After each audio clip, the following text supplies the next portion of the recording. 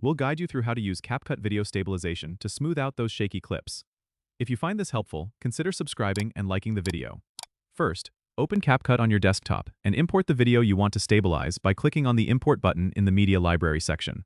Once your video is in the timeline, select the clip you want to stabilize. You should see an option in the toolbar labeled Stabilize. Click on it, and CapCut will begin analyzing your video. This process might take a few moments depending on the length of your clip. Once it's done analyzing, you'll see a set of options to adjust the stabilization level.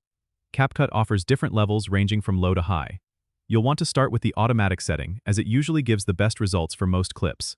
However, if your video is still shaky, you can manually adjust the stabilization strength by sliding the bar to the right for more stabilization. Keep in mind, too much stabilization can sometimes crop your video or make it look unnatural, so find a balance that works for you. After you're satisfied with the stabilization, play back the video to check if it meets your expectations. If it looks good, you can go ahead and export it by clicking on the Export button at the top right corner.